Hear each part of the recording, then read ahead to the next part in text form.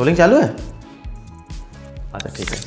देखिए क्या है ना कि एक डायरेक्टर को फिल्म बनाने के लिए, एक प्रोजेक्ट को बनाने के लिए बहुत सारी बातों का ख्याल रखना पड़ता है कि एडिटर किसको रखें, कैमरामैन किसको रखें, शेड्यूल क्या मिला है, एक बजट क्या मिला है, डिलीवरी डेट क्या है, एक्टर्स के डेट्स कब मिले हैं, एक्टर्स के टेंट्रम को भी झेलना होता है और बहुत सारी चीज़ें।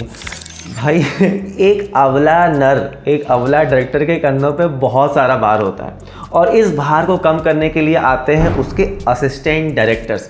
पूरी टीम होती है उनकी और उसी टीम में से एक होता है स्क्रिप्ट सुपरवाइज़र। और मैं आपको बता दूं कि इस स्क्रिप्ट सुपरवाइज़र को अच्छा खासा मोटा रकम मिलता है। तो आज के ट्यूटोरियल में मैं यही बात करने वाला हूं कि स्क्रिप्ट सुपरवाइज़र के जॉब्स एंड रिस्पॉन्सिबिलिटीज़ क्या होती हैं। ठीक है, तो आप देख रहे हैं ये फिल्म पाठशाला, मैं हूं आपका होस्ट अक्षत और चलिए प्रारंभ करते हैं आज का ज्ञान।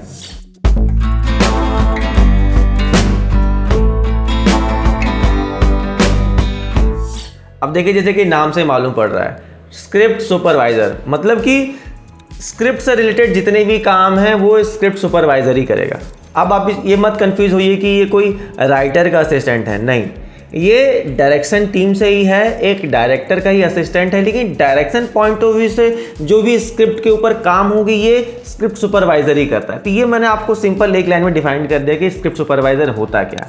अब देखिए दूसरी बात मैं बता दूं कि स्क्रिप्ट सुपरवाइज़र का वैसे पेमेंट तो बाकी के असिस्टेंट से ज़्यादा होता है और दूसरी बात ये भी है कि इसका काम ना बाकी के असिस्टेंट से थोड़ा कम होता है मतलब उतना हैक्टिक नहीं होता जो बाकी के असिस्टेंट्स कर रहे होते हैं, लेकिन ये काम को करने के लिए एक अच्छा एक्सपीरियंस चाहिए, एक अच्छा अनुभव चाहिए। इस अनुभव का ही इनको पेमेंट मिलता है। ठीक है, अब मैं बताऊंगा कि जो स्क्रिप्ट सुपरवाइज़र हैं ये तीनों ही सेक्टर में काम करते हैं, मतलब कि प्री प्रोडक्शन में भी करना होता है, प्रोडक्शन यानी कि शूट में करना होता है और पोस्ट प्रोडक्शन में भी करना होता है। भाई तीनों ही फेजेस में इनको काम करना होता है स्क्रिप्ट सुपरवाइज़र को। तो मैं सबसे पहले स्टार्ट करता हूं कि प्री प्रोडक्शन में इनको क्या क्या करना पड़ता है। तो सबसे पहले जो इनका प्रायोरिटी होता है, मतलब जैसे ही एक प्रोडक्शन कंपनी ने इनको हायर किया तो इनका मेन काम होता है कि अपने स्क्रिप्ट को पढ़ें और उसमें जितने भी चेंजेस वगैरह उनको समझ में आ रहे हैं वो चेंजेस अपने डायरेक्टर के साथ डिस्कस करते हैं या राइटर के साथ डिस्कस करते हैं।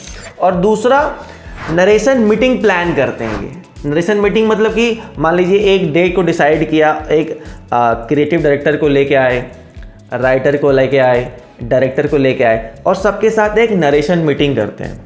राइटर मीटिंग करता है और उस मीटिंग में जो भी फीडबैक आता है, अब मान लीजिए प्रोड्यूसर ने बोला कि भाई ये सीन तो बड़ा एक्सपेंसिव हो रहा है, मैं ये सीन शूट नहीं करता, इसके जगह पे कोई दूसरा सीन लिख करके आओ।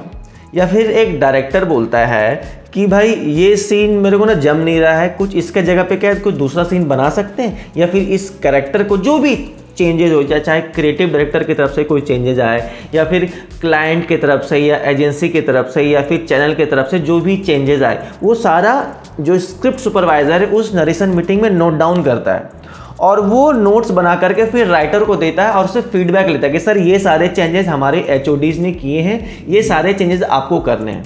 फिर मीटिंग के बाद उस राइटर को वो सारे बुलेट पॉइंट्स दिया और उनके साथ वो बैक एंड फोर्थ काम कर रहा होता है कि सर ये चेंजेस हैं, ये सारे चेंजेस करवाने हैं। जैसे ही वो सारे चेंजेस हो गए फिर दोबारा एक नरेशन मीटिंग रखता है। पूरा प्लानिंग जो होती है मीटिंग की वो स्क्रिप्ट सुपरवाइज़र ही करता है। तो सारे डिपार्टमेंट्स को फिर से बुलाया और जो भी अपडेटेड स्क्रिप्ट है उसका नरेशन फिर से होता है। फिर अगर कुछ माइनर चेंजेस वगैरह हुए तो फिर से वो माइनर चेंजेस के वो पॉइंट्स निकालता है और फिर राइटर के साथ डिस्कस करता है। तो प्री प्रोडक्शन में ना ये जो प्रोसेस है बैक एंड फोर्थ का ये थ्रू आउट चल रहा होता है। मतलब ये समझिए कि 6 से 7 बार तो आराम से हो जाता है नरेशन और जो भी चेंजेस वगैरह हैं ये सारी चीज़ें हो रही होती हैं।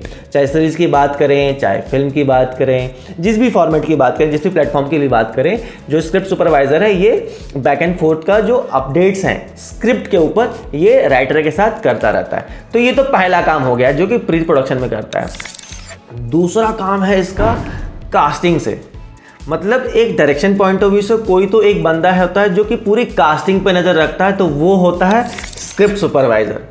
डायरेक्टर से और कास्टिंग डायरेक्टर के बीच में ये स्क्रिप्ट सुपरवाइज़र ही होता है जो कि कनेक्ट करता है। तो ये क्या करता है, उसके पास जो स्क्रिप्ट होती है, अब देखिए क्या है कि कोई भी प्रोजेक्ट में, कोई भी फिल्म में जो मेन हीरो और हीरोइन होती है वो तो कास्टिंग मतलब डायरेक्टर करता है या कोई प्रोड्यूसर करता है या फिर कोई एजेंसी करती है, जो मेन हीरो ही और ये हीरोइन होते हैं वो। उसके अलावा जो सेकेंडरी कैरेक्टर्स होते हैं, फादर, मदर, ड्राइवर, पियून, जो भी अदर कैरेक्टर्स होते हैं, टीचर हैं, प्रोफेसर हैं, डॉक्टर्स हैं, ये जो सेकेंडरी कैरेक्टर्स हैं या जो टर्सरी कैरेक्टर्स हैं, इसकी कास्टिंग एजेंसी करते हैं या कास्टिंग डायरेक्टर करता है। तो उसको क्या करता है, जो स्क्रिप्ट सुपरवाइज़र है वो अपने स्क्रिप्ट में, अब मान लीजिए फादर का कैरेक्टर है तो फादर के बहुत सारे सीन होंगे, तो उसमें से 2-4 अच्छे सीन निकालता है और कास्टिंग डायरेक्टर को देता है कि आप इसी स्क्रिप्ट से उनसे ऑडिशन मंगवाओ। तो उसी स्क्रिप्ट से वो ऑडिशन स्क्रिप्ट मंगवाता है, ठीक है।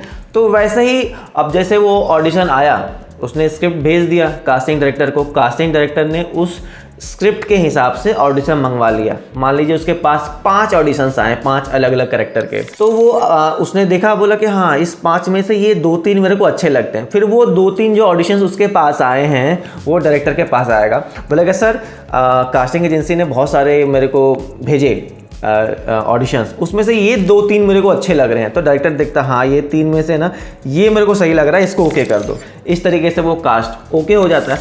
वैसे जितने भी सेकेंडरी या टर्सरी कास्ट हैं वो इसी तरह से ओके होते हैं। स्क्रिप्ट सुपरवाइज़र ही ओके करवाता है अपने डायरेक्टर से, या फिर जो क्रिएटिव डायरेक्टर है उस शो में उससे ओके करवाता है। इस तरीके से कास्टिंग लॉक होते हुए जाती है। और जैसे ही सारे कास्टिंग लॉक होते हुए जाती है, उसी वक्त स्क्रिप्ट सुपरवाइज़र ये भी करता है कि मान लीजिए फादर लॉक हो गए, ठीक है, इनकी कास्टिंग लॉक हो गई, तो उनको बता दिया कि भाई इस डेट से इस डेट तक हमारा शूट है, जहाँ पे भी है, इंदौर में, हिमाचल प्रदेश, उनको इन्फॉर्मेशन दे दिया और साथ में पूरी की पूरी स्क्रिप्ट उस एक्टर्स को दे देता है कि भाई ताकि आपको वो पूरी कहानी समझ में आए। साथ ही साथ उनको या तो ऑफिस बुला लेता है या फिर फ़ोन पे, जैसे भी हो, पूरी कहानी का ब्रीफ देता है। ब्रीफ देता है यानी कि कहानी क्या है, किस तरह का कहानी है, जॉनरा क्या है, वो जो फादर का कैरेक्टर है वो कैरेक्टर किस तरह का है। अगर हिमाचल प्रदेश में आप रहने वाले हैं, आप वहीं के सिविलियंस हैं, आप एक लड़की के फादर हैं, वो पूरा कैरेक्टर ब्रीफ उस कैरेक्टर को देता है। वो पूरा समझाता है कि आपका कैरेक्टर क्या है, स्टोरी क्या है, हम शूट कहाँ करने वाले हैं, पूरा इन्फॉर्मेशन उनको समझाता है। इस तरीके से वो पूरा उनको ब्रीफ देता है और साथ ही साथ पूरी स्क्रिप्ट उसको मेल करता है या उसको हार्ड कॉपी देता है ताकि उसको पूरा प्रिपेयर करे।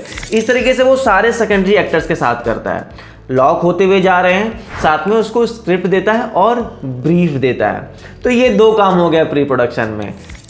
राइटर के साथ जो भी बैक एंड फोर्थ चेंजेस हो रहा है वो करना होता है, दूसरा कास्टिंग में उनका इन्वॉल्वमेंट होता है। ये प्राइमरी 2 काम हो गए जो वो प्री प्रोडक्शन में करता है। अब बात करता हूँ कि भाई प्रोडक्शन में यानी कि शूट में उसका क्या काम होता है, ठीक है। तो आप कंफ्यूज ना करें, तो मैं आपको ना एक पूरे दिन का दिनचर्या बताता हूँ आपको कि जैसे ही सेट पे पहुँचता है तो एक स्क्रिप्ट सुपरवाइज़र क्या करता है, तो आपको पूरा समझ में आ जाएगा कि भाई स्क्रिप्ट सुपरवाइज़र का जॉब्स एंड रिस्पॉन्सिबिलिटीज़ क्या है। सुबह से स्टार्ट करता हूँ। सुबह वो सेट पे पहुँचा, ठीक है। अब आज के दिन जो भी सीन शूट होने वाले हैं, मान लीजिए कि 4 सीन शूट होने वाले हैं, तो उस 4 सीन के स्क्रिप्ट का वो प्रिंट आउट निकाल लेगा। सबसे पहला काम है कि सेट पे जाते ही भाई वो जो 4 सीन है उसका प्रिंट आउट निकाल लो, उसका जेरोक्स बना लो और मल्टीपल जेरोक्स करके बंच बना लिया, ठीक है। उसमें से जितने भी एक्टर्स आए हैं या आज जो लगने वाले हैं उसको वो जाके स्क्रिप्ट दे दो। नाम लिख दिया, ये हीरो, ये फादर, ये डायरेक्टर जो भी है, नर्स का है, ड्राइवर का है, सारे कैरेक्टर्स को वो स्क्रिप्ट के ऊपर नाम लिख करके एक्टर्स को दे दिया, ठीक है।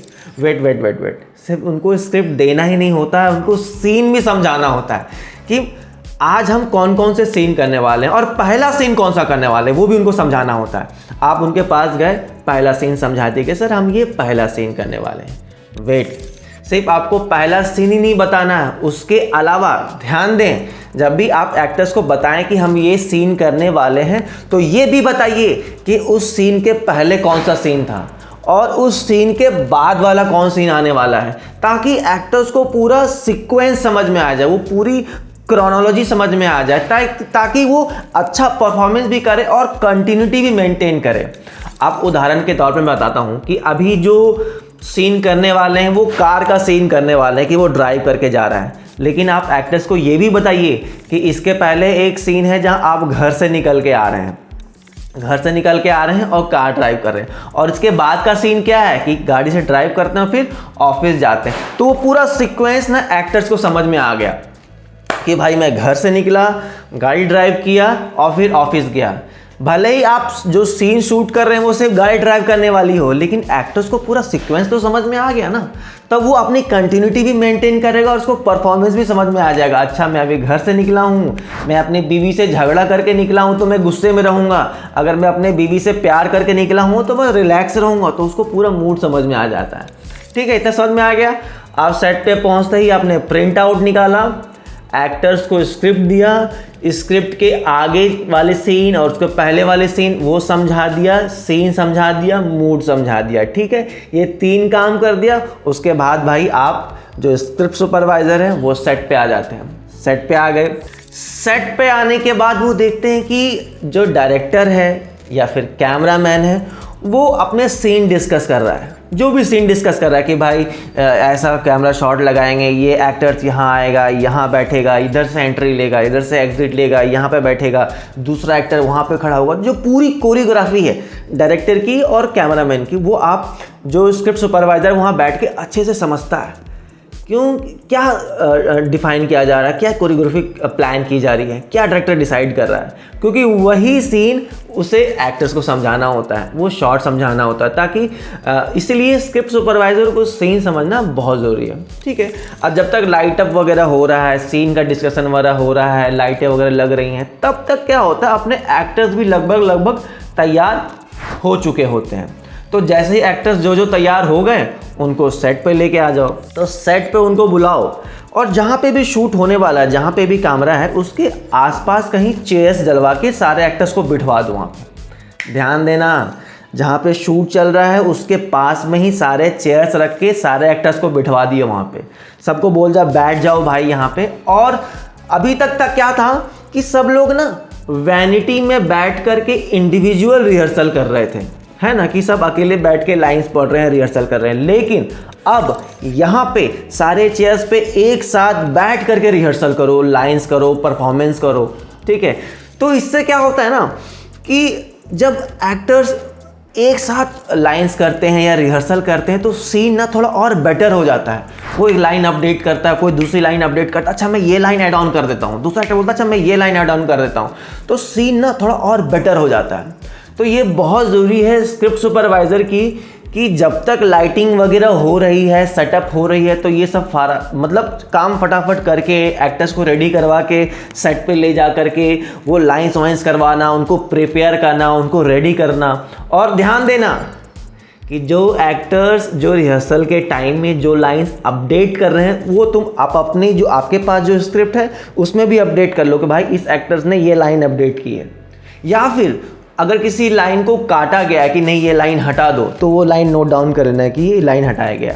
और ये जो रिहर्सल वगैरह आप कर रहे हैं ना, हो सके ध्यान रखना कि इस रिहर्सल में अगर आपके साथ कोई राइटर भी हो तो मच बेटर है। राइटर नहीं तो फिर डायरेक्टर तो होता ही होता है, नहीं तो स्पेशली राइटर को प्लान करो कि जो आप ये रिहर्सल करवा रहे हो तो राइटर भी हो, ताकि जब एक्टर्स वगैरह जब रिहर्सल कर रहे होते हैं ना लाइव साथ में एक साथ मिल करके, तो बहुत सारे सवाल क्वेश्चंस आते हैं।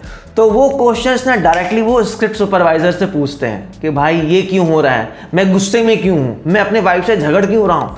तो उसका जवाब स्क्रिप्ट सुपरवाइज़र अपने अनुभव से देता है। यहाँ पे काम आता है उसका एक्सपीरियंस। भाई वो जब जिस तरीके से वो स्क्रिप्ट पे वर्क कर रहा होता है, उसका जो अनुभव होता है एक्टर्स को समझाने का, वो नए एक्टर्स नहीं कर पाते हैं। तो यहाँ पे काफ़ी सीनियर असिस्टेंट डायरेक्टर्स जो होते हैं उनका काम आता है, वो ही एक्टर्स को अच्छे से समझा पाते हैं। उनके बहुत सारे क्वेरीज होते हैं कि मैं ये क्यों परफॉर्म कर रहा हूँ, ये क्यों नहीं कर रहा हूँ, ये हम डे में सीन क्यों कर रहे हैं, नाइट में क्यों नहीं कर रहे हैं। तो उनको जस्टिफाई करना होता है, उनके सारे क्वेश्चंस का जवाब देना होता है। देखिए जब तक आप ये परफॉर्मेंस वगैरह कर रहे होते हैं ना, तब तक यहाँ पे लाइटिंग वगैरह भी हो चुकी होती है। चलिए अब टाइम आ गया है रोल करने का। तो एक्टर्स को ले जाओ फ्लोर पे, कैमरे के सामने रोल करो, रोलिंग एक्शन। इसके लिए तो वेट करते हैं भाई एक्शन सुनने का। अभी सबसे इंपॉर्टेंट रोल आ रहा है स्क्रिप्ट सुपरवाइज़र का, ठीक है। तो जब एक्टर्स कैमरे के सामने परफॉर्म कर रहा है तो आप अपनी स्क्रिप्ट से मेंटेन करो क्या एक्टर्स कोई लाइन मिस तो नहीं कर रहा है, कोई लाइन ऐड ऑन तो नहीं कर दिया है? अगर ऐड ऑन कर दिया है तो लिख लो भाई इसने एक ऐड ऑन कर लिया है। या फिर कोई लाइन मिस हो गई है और वो लाइन काफ़ी इंपॉर्टेंट है, तो जैसे ही कट हो फट जाके उनको बता दो कि सर आपने ये लाइन मिस कर दिया, ये लाइन बहुत इंपॉर्टेंट है, ये लाइन आपको बोलनी ही चाहिए, क्योंकि इसी वजह से नहीं तो आगे वाले सीन में प्रॉब्लम हो जाएगा। तो वो मैच करते रहो, जब भी एक्टर्स परफॉर्म कर रहे हैं तो उसी टाइम लाइंस को मैच करते रहो। अगर जैसा ही मिस हो गया उनको जाके बता दो कि आपने ये लाइन मिस की है। तो यही काम है भाई, और यही प्रोसेस थ्रू आउट चल रहा होता है। जैसे एक सीन डन हो गया, फिर दूसरे सीन की जो स्क्रिप्ट है वो ऑलरेडी उनके पास है, उनको जाके बता दो कि ये दूसरा सीन करने वाले हैं और इस सीन के पहले सीन क्या है, इस सीन के बाद वाला सीन क्या है, वही सेम चीज़ आपको बतानी है। फिर उनको सेट पे लेके आना है, उनके साथ रिहर्सल करना है, रिहर्सल हो गया तो कैमरे के पास जा कर के एक्शन करना है, यही है। तो थ्रू आउट जो पूरे दिन का दिनचर्या है स्क्रिप्ट सुपरवाइजर का यही होता है, ठीक है। कैसा लग रहा है देखकर? अच्छा लग रहा है? देखिए ऐसा नहीं है कि स्क्रिप्ट सुपरवाइजर का काम यहीं पे ख़त्म हो गया, पूरा शूट ऐसे ही निकलता है। इसके बाद स्क्रिप्ट सुपरवाइजर का काम पोस्ट प्रोडक्शन में भी होता है। भाई इतना आसान नहीं है, अच्छा खासा पैसा मिलता है तो काम भी करना पड़ता है। तो पोस्ट प्रोडक्शन में काम क्या है इसका? इनका काम होता है डबिंग करवाना, स्पेशली जो मेन काम है डबिंग करवाना। तो अब डबिंग कैसे करवाएगा ये स्क्रिप्ट सुपरवाइजर? मैं बताता हूँ कि 2-3 मेन वर्क है इनको जो करना होता है। सबसे पहला डबिंग स्क्रिप्ट लिखनी होती है। यस, अब डबिंग स्क्रिप्ट क्या है और कैसे बनती है मैं आपको बता देता हूँ। जब एक एडिटर एक फिल्म को लॉक कर देता है कि भाई अब मैंने ये फिल्म एडिट करके लॉक कर दी है, अब ना तो इसमें से कोई सीन जुड़ने वाला है और ना ही कोई सीन हटने वाला है, ये अपना फाइनल लॉक स्क्रिप्ट मतलब ये एडिट है, ये वीडियो अपना एडिट किया हुआ है, लॉक है, अब इसमें कुछ छेड़छाड़ नहीं होगा। तो जैसे ही एडिट लॉक हुआ, वो लॉक्ड एडिट जो होता है स्क्रिप्ट सुपरवाइज़र को मिलता है, या उसको ऑफिस जाना पड़ता है या फिर एडिटर के पास जाना पड़ता है और वहाँ सामने बैठ करके जितनी भी सीन है पूरी फिल्म को देखकर सुन करके लिखना होता है। ये बड़ा बोरिंग काम है, समझ रहे हैं? 2 घंटे की फिल्म को पूरा देखिए, सुनिए और एक एक वर्ड्स को लिखिए कि एक्टर्स ने क्या बोला है, ताकि डबिंग वही तो करना है ना, डबिंग जो उसने बोला है, तो पूरी स्क्रिप्ट को वो लिखता है। इस तरीके से तैयार की जाती है डबिंग स्क्रिप्ट। तो जैसे ही डबिंग स्क्रिप्ट तैयार हो गई, इसके बाद करना होता है डबिंग। अब डबिंग कैसे, क्या ये बेसिकली फिर यहाँ पे मैनेजमेंट वर्क आ गया। तो अब डबिंग प्लान करने के लिए क्या करेगा वो स्क्रिप्ट सुपरवाइज़र, अपने प्रोडक्शन से या फिर जो भी स्टूडियो पे अपना पोस्ट का काम चल रहा है वहाँ से टाइम स्लॉट लेना पड़ेगा। मान लीजिए सोमवार को दोपहर के 2 से 6 का आपने टाइम स्लॉट लिया कि 2 से 6 मैं डबिंग करूँगा। अब इसी वक्त आपको बाय द सेम टाइम आपको एक्टर से भी डेट्स एंड टाइम लेना पड़ता है कि सर मैं सोमवार को बुक कर रहा हूँ 2 से 6, क्या आप अवेलेबल हैं? अवेलेबल हैं तो आ जाइए, हम आपकी डबिंग करेंगे। या जो जो एक्टर्स अवेलेबल हैं उनको बुलाते जाओ और प्लान करो टाइम एक साथ और डबिंग करो। इस तरीके से पूरा प्लान करना पड़ता है, डबिंग प्लान करना पड़ता है। अब आपने डबिंग प्लान कर लिया, और ध्यान दें कि जो डबिंग प्लान कर रहे हैं वो साउंड इंजीनियर के साथ प्लान कीजिए, क्योंकि साउंड इंजीनियर जो होता है वो बहुत सीनियर बंदा होता है जो पूरा डबिंग टेक केयर करता है, जो पूरा का पूरा साउंड का जो डिपार्टमेंट है उसका डायरेक्टर होता है। साउंड डिपार्टमेंट जो भी हो गया, डबिंग हो गया, एफेक्ट्स हो गया, फॉली हो गया, बैकग्राउंड में जो सबका जो हेड है साउंड इंजीनियर, तो उससे भी टाइम लीजिए, उसको भी डबिंग में बुलाइए, वही डबिंग करवाता है मेन। अब जब डबिंग में पहुंच गए तो आपने उनको डबिंग स्क्रिप्ट दी, और ध्यान दीजिए जब डबिंग चल रही हो तो एक्टर्स अच्छे से अच्छा परफॉर्म दें। कई बार क्या होता है जो नए एक्टर्स होते हैं वो एक्टिंग तो कर लेते हैं भाई, लेकिन डबिंग नहीं होता उनसे, क्योंकि डबिंग में क्या होता है एक कमरे में बैठ करके ऐसे माइक के सामने बोलना होता है कि हाँ हाँ मुझे भूख लगी है, क्या मैं जा, तो परफॉर्मेंस नहीं निकलता है उनसे, क्योंकि बैठ के बोलना होता है एक जगह। बाकी शूट पे क्या होता है बहुत सारे एक्टर्स होते हैं तो फ्लो में अच्छा परफॉर्मेंस निकल जाता है, लेकिन डबिंग में नहीं होता। तो स्क्रिप्ट सुपरवाइजर की रिस्पॉन्सिबिलिटी है कि जो भी सेकेंडरी एक्टर्स हैं या टर्सरी एक्टर्स हैं उनसे अच्छे से अच्छा परफॉर्मेंस निकलवाए। बाकी साउंड इंजीनियर तो वहाँ होते ही होते हैं जो कि जब तक ओके शॉट्स नहीं हो वो आगे बढ़ते ही नहीं हैं। तो कई बार डायरेक्टर होते हैं वो डबिंग में आते हैं, कई बार डायरेक्टर डबिंग में नहीं आ पाते क्योंकि उनकी कहीं मीटिंग होती है या क्लाइंट के साथ मीटिंग होती है, प्रोड्यूसर के साथ मीटिंग होती है, एक्टर्स के साथ मीटिंग होती है, बहुत सारे मीटिंग में वो बिजी रहते हैं। तो उस जगह पे स्क्रिप्ट सुपरवाइज़र जाता है और डबिंग करवाता है।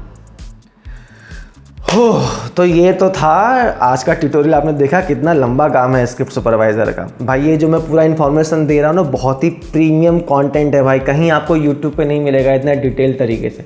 ठीक है, बिल्कुल फ्री में आपको बता रहा हूँ। तो लाइक तो बनता है, लाइक तो करो जाके। बाकी मेरा वीडियो यहाँ पे पूर्ण विराम होता है। मिलते हैं नेक्स्ट किसी अच्छे वीडियो में। एक जाते जाते एक बात और बता देता हूँ कि ये जितने भी मैंने आपको बताया है ना स्क्रिप्ट सुपरवाइज़र के जॉब्स एंड रिस्पॉन्सिबिलिटीज़, हो सकता है आपको याद ना रहें या भूल जाएं, तो इसको क्या कर रहा हूँ मैं, एक डॉक्यूमेंट ने पूरा बुलेट पॉइंट में बना दिया कि हाँ सुबह जाना है, प्रिंट आउट निकालना है, सीन समझाना है, एक सीन पहले, तो पूरा बुलेट पॉइंट्स में मैंने समझा दिया है। और वो डॉक्यूमेंट आप डिस्क्रिप्शन बॉक्स में जा करके डाउनलोड कर सकते हैं। तो बस मिलते हैं नेक्स्ट किसी अच्छे वीडियो में। Bye, take care.